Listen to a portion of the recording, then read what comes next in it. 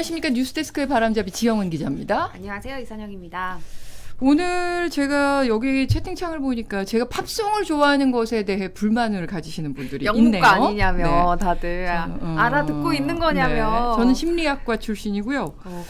제가 팝송을 좋아하긴 합니다. 특히 80년대 팝송을 굉장히 좋아합니다. 굉장히. 근데 저도 고등학교 때 야자할 때 꼭 팝송 들었었어요. 굉장히 좋아하는데 여러분들의 의견을 받아들여서 물론 뭐 금요일에는 제가 듣고 싶은 노래를 듣는 거가 1번 원칙이지만 여러분들의 반응도 받아들여서 가요도 제가 좋아하는 노래들을 이 아이와 연결된 걸로 선곡을 해보도록 하겠습니다. 네, 저는 심리학과 나왔습니다.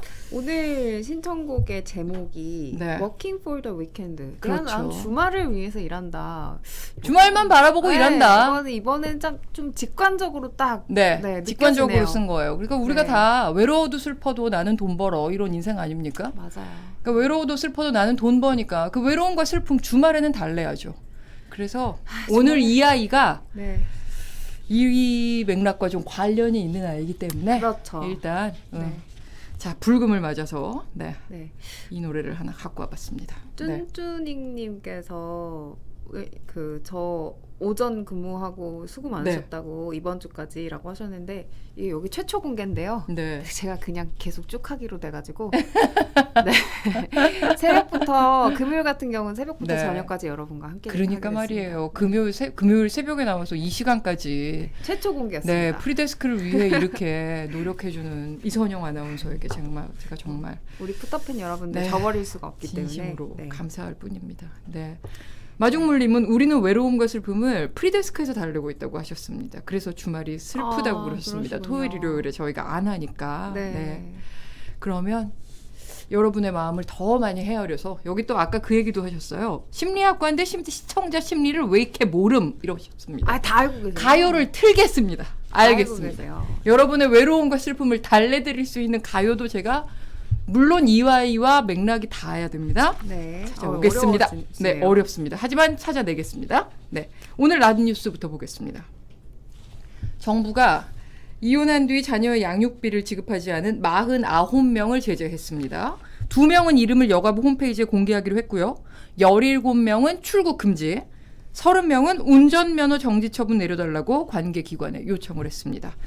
양육비 안 주는 나쁜 부모에 대한 제재가 작년 7월부터 시작이 됐어요. 근데 경기가 안 좋아서 그런지 작년 하반기에는 제재 대상이 27명이었는데 네. 올해 상반기에는 151명으로 5배 넘게 늘었습니다. 너무 많이 들었는데요? 근데 제재를 했더니 효과가 있었습니다. 양육비 채무액을 뒤늦게 전부 지급을 하고 운전면허 정지 처분을 좀 풀어달라 이렇게 요청한 사례도 있었고요. 이거 줄 수 있었던 거잖아요. 그러니까요. 일부 금액을 지급한 다음에 앞으로 계속 지급할 테니 출국 금지를 취하해달라 이렇게 요청한 사례도 있었다고 합니다. 네. 아유, 참. 부모라면 뭐 함께 살든 따로 살든 자녀에 대한 그 양육의 의무는 함께 갖는 것이 당연한 것 아니겠습니까? 같이 키우는 거니까요. 그러니까요. 돈 있는데도 안 주는 나쁜 부모들 이런 식으로라도 부모의 의무를 이행할 수 있게 되길 기대하겠습니다. 네. 네. 저는 이 기사 한번 픽해봤는데요. 저 바퀴벌레 너무 싫거든요. 저도 너무 싫어해요. 물론 개들 입장에서는 저희가 더 무섭겠지만 걔들 입장은 난 모르고 저는 바퀴벌레가 너무 무서워요. 근데 집에 바퀴벌레를 100마리 푼다. 네. 돈을 얼마 정도 받으면 요거 한번 해보시겠어요? 100마리 푸는 거 안 할래요. 한 1억 주면? 아니야 1억 너무 싸다. 1억 1억이어도 안 될 것 같아요. 100마리예요. 100마리. 100마리? 예. 안 될 것 같아요. 저는 최소 10억. 10억. 5억. 우리 오늘 돈 얘기한다고요. 5억은 줘야 그래도 여러분은 100마리랑. 얼마 주면 100마리 푸시겠습니까? 네. 삐까뻔쩍님께서도 최악의 빌런 해주셨는데 아마 바퀴벌레 좋아하시는 분들은 없을 거예요. 네. 미국의 한 해충 방제 업체가 한 달 동안 이제 해충이 얼마나 줄어든지 실험을 하기 위해서 바퀴벌레를 100마리를 푸는 실험을 하고 네. 싶은데 일반 가정집에서 해야 되니까 그러니까. 이제 지원자를 받은 거예요. 네.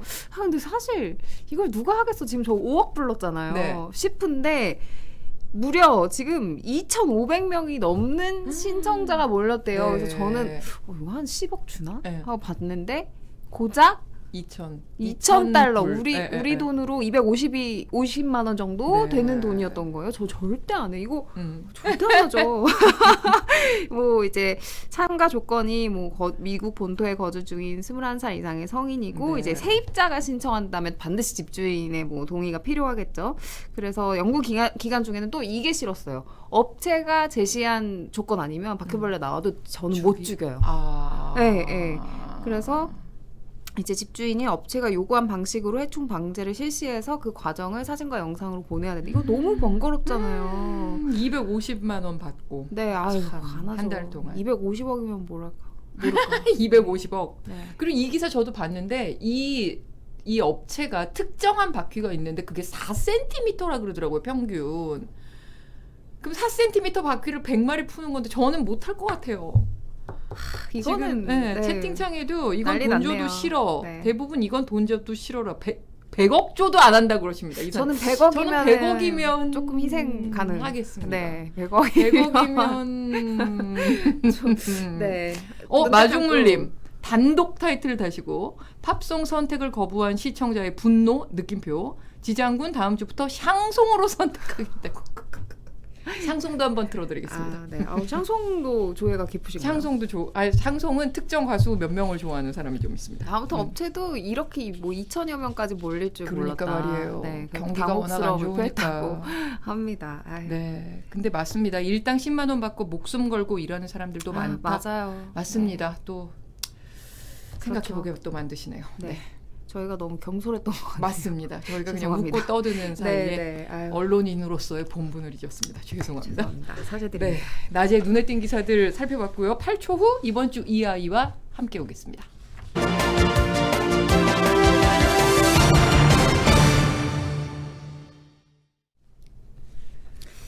금요일 프리데스크를 반짝반짝 빛내는 이선영 아나운서의 의식의 흐름 코너 네. 이하입니다. 네. 이번 주 이하이 뭐 주제 네. 돈으로 한번 선정을 해봤는데요. 돈 안 돈. 좋아하시나요? 아, 돈 좋아하죠. 네, 저 지금 우리 5억 10억 5억 10억 얘기했는데 얘기했고 100억 얘기했고. 네, 돈 안 좋아하는 사람이 어디 있겠냐만 우리가 이 돈을 더 이상 쓰지 않게 됐다는 소식이 첫 번째 네. 소식이거든요. 정말 돈을 쓰지 않은 게 아니라 현금을 안 쓰게 됐다는 기사가 있더라고요. 지영은 선배는 평소에 이제 가장 이제 주로 쓰는 결제 수단이 뭔가요? 온라인에서는 페이 무슨 페이 그쵸. 그런 간편 결제 많이 쓰고 오프라인에서는 카드를 많이 쓰죠 아무래도. 네.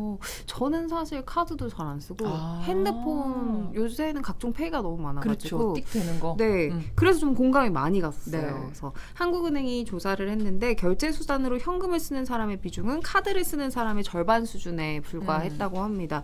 근 1년간 가구당 월 평균 현금 지출액이 51만 원에 불과했는데요. 사실 가구당 51만 원 너무 사실 적은 금액이잖아요. 그렇죠. 뭐 한 달에 우리가 쓰는 금액이 뭐 각자 다르시겠지만 51만 원으로 이제 생각해 보면 전체 생활비에선 좀 적은 부분이다라는 게 좀 직감적으로 네. 와닿았었어요. 그래서 이 외에는 거의 카드나 뭐 우리 얘기했던 간편 결제 수단이나 이런 것들을 쓴다는 건데요. 뭐 저만 해도 현금 언제 쓰나 생각해 보면 거의 뭐 축이나 네. 구이할 때 혹은 뭐 발렛 파킹 이용해서 네. 그마저도 계좌이체를 할 때가 많고요. 맞아요. 네. 저도 생각해보니까 현금을 준비할 때는 자동 세차장 갈 때. 자동 4,000원, 5,000원 그렇죠. 내야 네, 되니까. 네. 근데 요즘은 그것도 카드로 받더라고요. 맞아요. 네. 그리고 말씀하신 것처럼 경조금 낼 때. 네. 그거 말고는 현금을 내고 거스름돈 생기면 오히려 번거롭고 특히 그렇죠. 동전. 그러니까 잘 안 쓰게 되는 게 많네요. 네, 네. 그러네요. 네. 그러다 보니까 이제 아예 우리 뭐 소비자들만 안 쓰는 게 아니라 매장에서도 현금을 거부하는 경우도 점점 늘고 있다고 해요. 최근 1년간 이제 상점이나 음식점에서 아예 현금 수취를 거부한 비중이 6.9%나 됐다고 하거든요. 그러니까 이게 뭐 6.9에서 뭐 얼마 안 되네라고 생각할 수 있겠지만 거의 10명 중 1명이 이런 그러네요. 경험을 했다는 거니까 좀 큰 비중이었다는 생각이 들고요. 이제 이렇게 현금을 꺼리는 이유가 현금을 받게 되면 이제 거래 장부나 이런 것들을 다 일일이 이제 돈과 맞춰봐야 되잖아요. 그럼 뭐 잃어버리면 그거를 내가 뭐 아르바이트 하시는 분이라면 그걸 메꿔야 되는 상황도 발생하고 이렇게 어쨌든 관리하는데 현금은 전자결제 수단에 비해서 많은 거래 비용이 들다 보니까 현금을 꺼리는 거라고 분석이 됐는데요.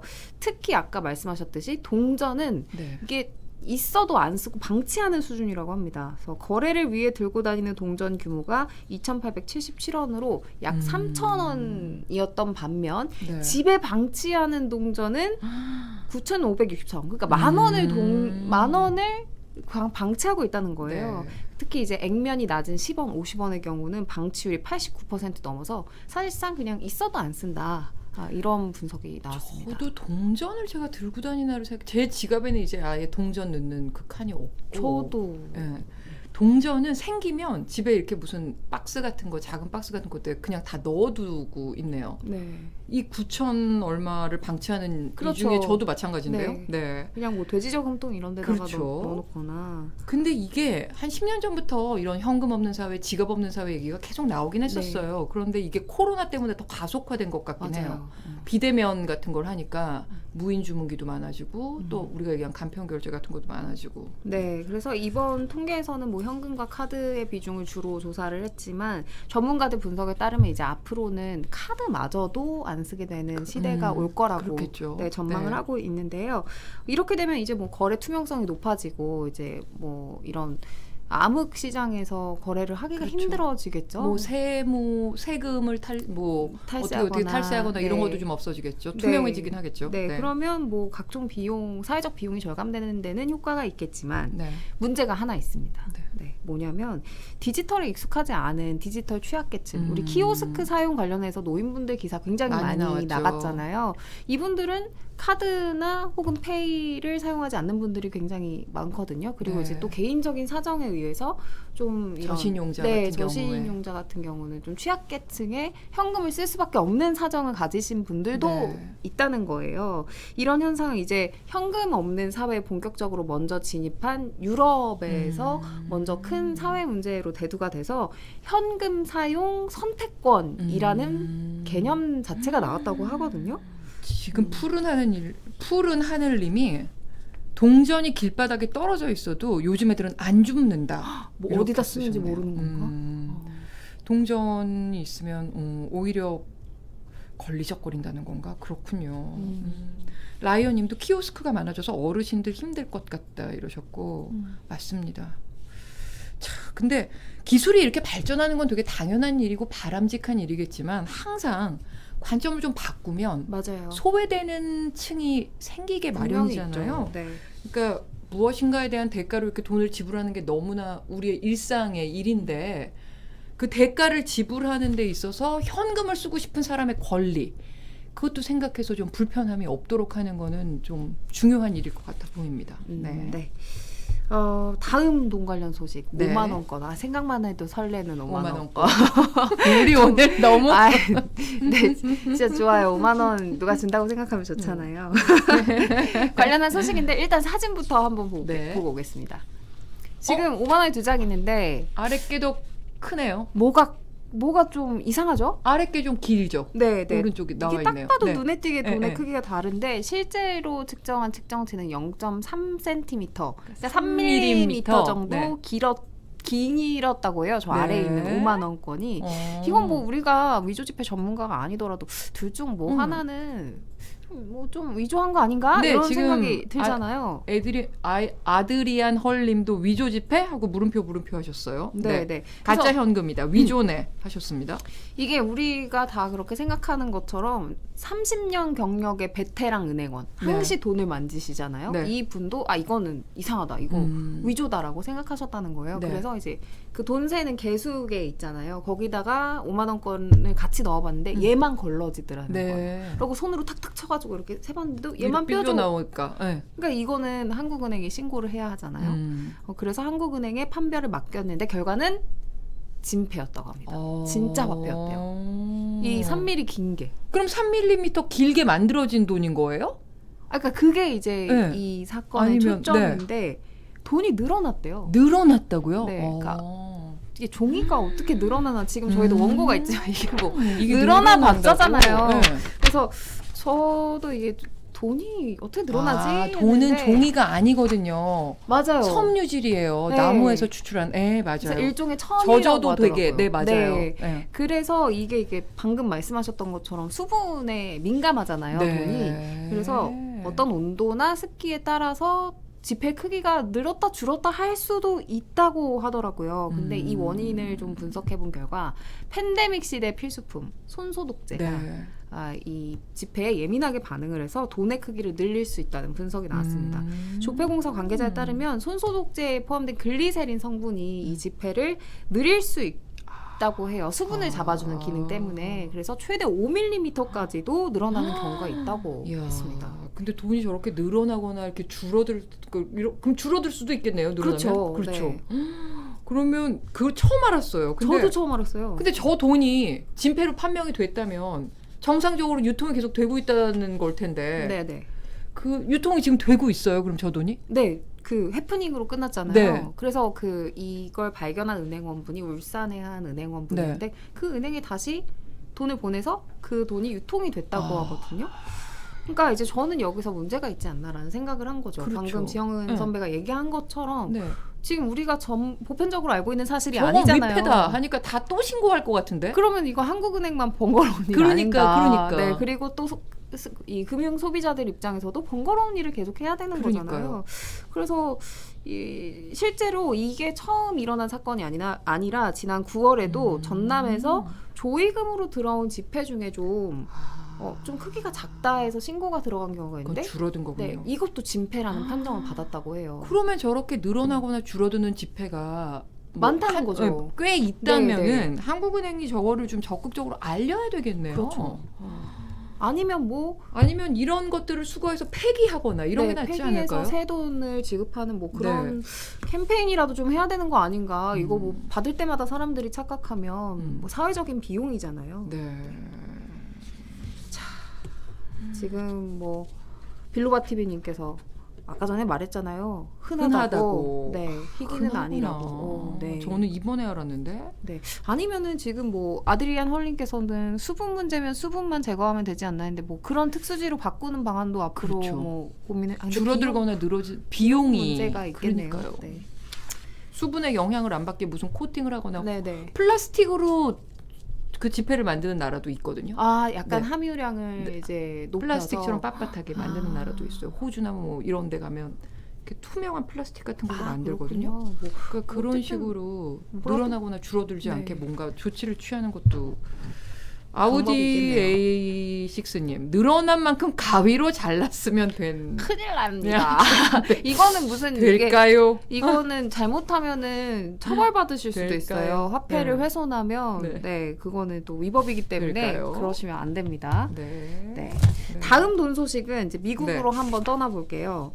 지폐 관련한 사건 이제 최근에 미국에서도 시끌벅적한 일이 하나가 있었는데요. 지영은 선배 길에 지폐가 떨어져 있다. 1,000원짜리, 5,000원짜리, 10,000원짜리 뭐든 어떻게 하실 거예요? 저는 액면가를 보겠습니다. 그럼 1,000원짜리 정도면 그냥 좀 쿨하게 지나가고 10,000원짜리 정도면 주위를 좀 살피겠습니다.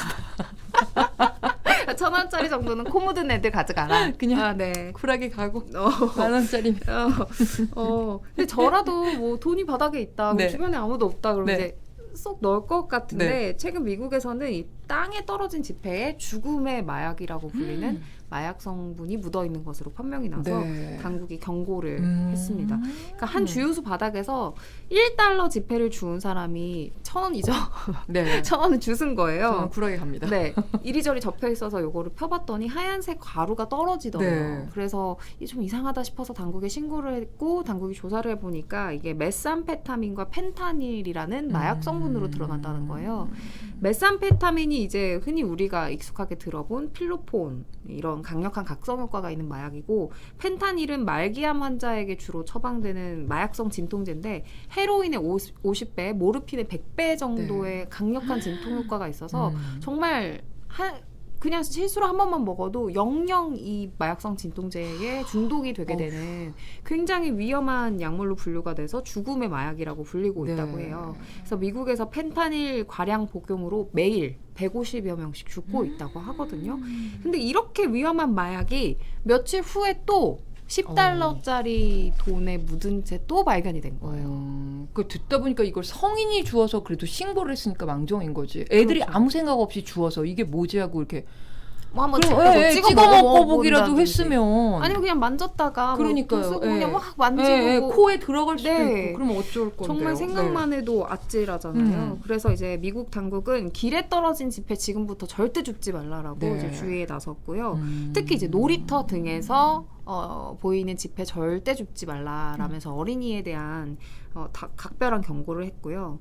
근데 이렇게 접힌 돈에서 마약이 계속 나오는 이유가 혹시 신종 마약 운반 수법이 아닌가라고 의심하면서 조사에 착수했다고 합니다. 사실 이 펜타닐이라는 이 진통제 네. 암호용 문제도 우리나라에서도 몇 번 기사화가 된 적이 좀 있어요. 네, 그래서 그렇죠. 이것도 또 혹시라도 우리나라에도 좀 비슷한 모방하는 사건 같은 게 없어야죠. 생기지 않도록 좀 기우겠지만 어쨌든 그런 생각이 드네요. 네. 빠르게 마지막 돈 네. 이야기 한번 넘어가 볼게요. 스포츠 소식인데요.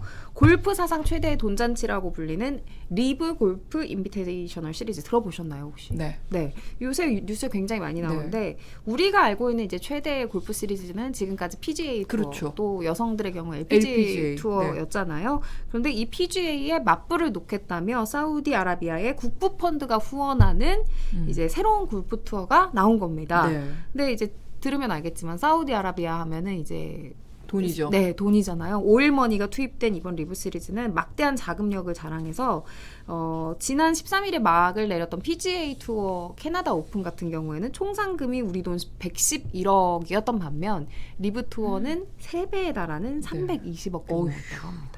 네. 네. 그리고 특이한 점이 참가하는 모든 선수가 상금을 타간다는 거예요. 그러니까 48명 선수가 컷오프 없이 모두 이제 3라운드까지 치르게 되는데 꼴찌를 하더라도 12만 달러, 우리 돈으로 1억이 넘는 돈을 가져가게 된다는 거죠.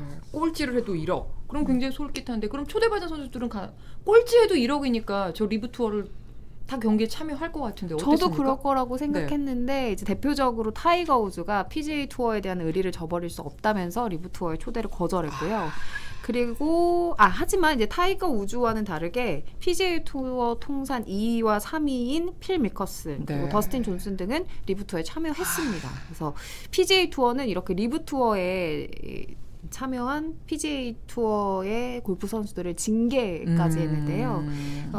뭐 지금 더스틴 존슨과 필 미커슨 얘기를 했는데 더스틴 존슨 같은 경우에는 아예 나는 PGA 투어 탈퇴하겠다고 선언을 했고 필 미커슨 같은 경우는 이번 리브 대회에서 34위를 기록했는데 나는 그래도 PGA 탈퇴는 안 할 거다라고 이야기하면서 새로 런칭한 리브 투어를 두고 골프계에 좀 신경전이 벌어지고 있는 그런 모습이고요. 또 이제 PGA 투어는 아니지만 US 오픈이라고 또 미국 대회가 있는데 커다란 대회가 있는데 여기에는 이제 PGA 투어 출신의 선수들과 리브 투어에 참여한 선수들이 이 US 오픈에서 만나거든요. 그래서 이 US 오픈이 좀 되게 흥미진진하게 진행될 거라는 이제 예측이 있어요. 그래서 US 오픈도 리브 투어를 의식한 건지 이제 총 상금을 대폭 올렸거든요. 그래서 우리 돈 225억 4,500만 원으로 총 상금을 늘리면서 골프계의 본격적인 쩐의 전쟁을 사우디가 부추겼군요. 이제 조금 내용이 남았지만 시간이 2분 30초 정도밖에 남지 않아서 뒷부분을 조금 줄이고 자, 퀴시트 산책으로 넘어가겠습니다. 8초 후에 오겠습니다.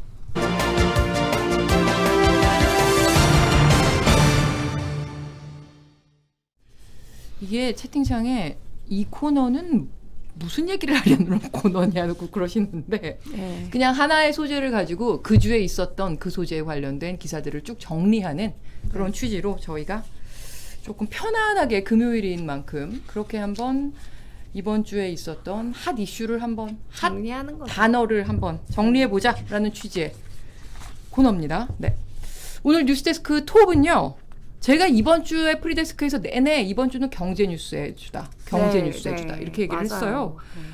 그래서 오늘 뉴스데스크 톱 지금 대한민국 경제 상황을 다각도로 깊숙이 들여다봅니다. 첫 곡지가 삼성전자 6만 선 오늘 무너졌습니다. 5만 전자 됐잖아요. 저점을 알 수 없는 증시를 살펴봅니다. 두 번째 곡지 경유값 2,100원 돌파했습니다. 어떡해. 반대로 고점을 모르고 치솟고 있는 물가 점검합니다. 그리고 미국에서 금리가 계속 올라갈 것을 감안해서 집 구입을 미루라 이런 경고가 나왔는데 미국만의 얘기가 아닌 것 같습니다. 그렇죠. 우리나라 상황도 보겠습니다. 자, 그럼 물가 뛰고 금리 뛰고 증시는 죽쓰고 있는데 우리 임금은 어떨까? 원래 월급만 빼고 그러니까 나오잖아요. 말입니다. 어제 호주에 계시는 한 시청자분이 물가 폭등에 선제적으로 대응하기 위해서 임금 인상률이 평년에 2배가 됐다 올해. 그런 댓글을 남겨주셨거든요. 어제. 이렇게 선제적으로 임금을 올리는 나라가 있는가 하면 반면 우리는 어떨까요? 오늘 뉴스데스크에서 그 부분까지 짚어보겠습니다. 그리고 정부 재택도 재택이 아니라 정부 대책도 면밀히 뜯어보겠습니다. 자, 다음 봄부터 초여름까지 가뭄이 굉장히 길었죠. 네. 다음 주 초에 장마가 시작됩니다. 22일부터 제주도와 남해안에 장마 전선이 형성되는데요. 25일쯤에 충청권에 비는 온다는데 이게 중부지방 장마의 시작인가 이렇게 보기는 좀 아직은 어렵다고 합니다. 그래서 중부지방은 언제부터일지 오늘 뉴스데스크에서 확인하시기 바라고요. 오늘도 상당히 후텁지근했는데 장마 직전이기 때문에 앞으로 날씨가 며칠 동안은 계속 이럴 거라고 합니다. 올여름 장마 주말 날씨 잠시 후 뉴스데스크에서 확인하시기 바랍니다. 자, 그리고 나머지 시간 관계상 이것만 말씀드리고 그냥 넘어갈게요. 누리호가 오는 21일에 발사하는 것을 재추진하기로 했습니다. 오류 부품의 교체가 완료됐습니다. 오늘 뉴스데스크에서 이 소식도 전해드리겠습니다. 손양 아나운서, 이하이 오늘 이번 주도 고생하셨습니다. 고생하셨습니다. 네, 주말 즐겁게 보내시고요. 저희는 다음 주에 오겠습니다. 감사합니다. 고맙습니다.